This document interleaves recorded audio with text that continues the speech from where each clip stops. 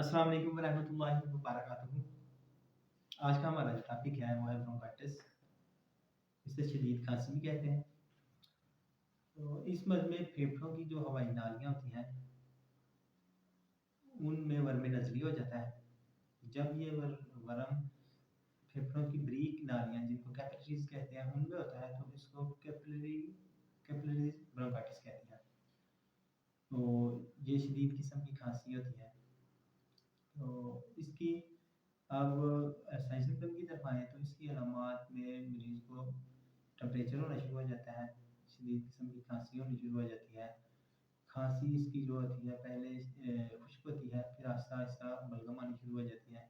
बलगम झागदार वाली होनी शुरू हो जाती है, फिर आहिस्ता-आहिस्ता और बड़ी हो जाती है। इसका कलर जो है वो जर्दी कलर हो जाता है, जर्दी माइल ज़ंगारी कलर नहीं होता जैसे कि अमोनिया में होता है। तो इसकी खांसी जो है वो शदीद किस्म की हो जाती है। मरीज़ को जो है वो चेस्ट में पेन होती है। उसके अलावा सर्दी की दूसरी अलामात के साथ शामिल हो जाती हैं और मरीज़ का जो साँस है वो तेज़ होता है और लेकिन कमज़ोर होती है साँस।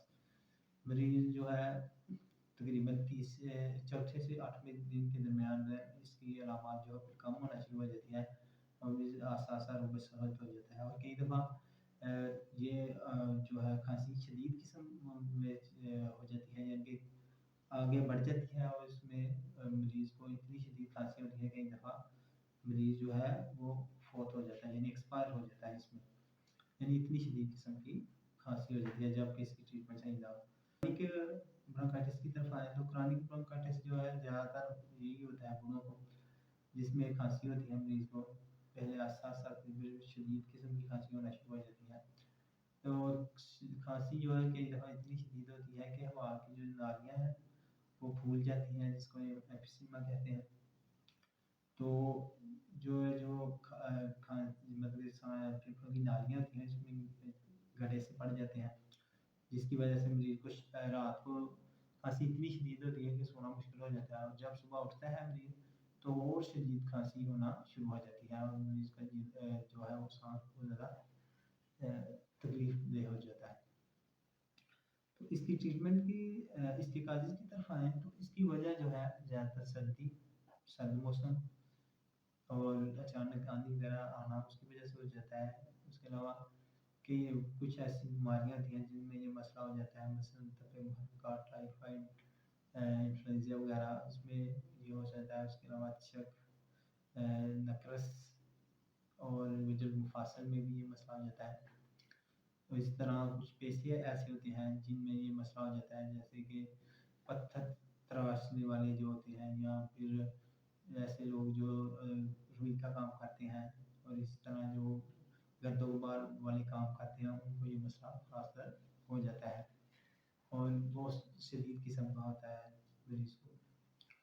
तो अब इसकी ट्रीटमेंट की तरफ अगर आएँ तो इसमें जो मेडिसिन इस्तेमाल होती हैं एक्यूट केसेज़ में वो है एकोनाइट, एपिकॉक, एंटोमटॉट, ब्रायोनिया और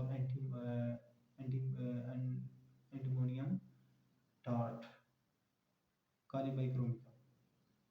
उसके अलावा अब क्रानिक केसेस की तरफ आएँ तो क्रानिक केसेस में जो है वो एपिकॉक, एंटीमोनियम टॉट, कालीबाइक्रोमिकम मेडिसिन इस्तेमाल होती है। इसके अलावा जो है आप दे सकते हैं सिलिशिया, मर्क्साल और इसके अलावा आप जो है ब्रायोनियम वगैरह भी इस्तेमाल कर सकते हैं।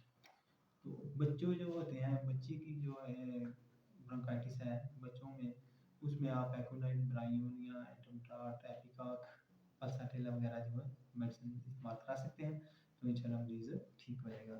इसके अलावा भी काफ़ी मेडिसिन है जो अपनी-अपनी अलामात के हिसाब से आप दे सकते हैं और मरीज़ को शिफायाब से हमदरार कर सकते हैं। तो मैं हूँ doctor Dilawar Hussain, Badri homeopathic clinic Didwali Justicepur से। तो हमारे चैनल को सब्सक्राइब लाज़मी करें। अगर वीडियो अच्छी लगी इसे लाइक, शेयर और कमेंट्स भी करें। अल्लाह हाफ़िज़।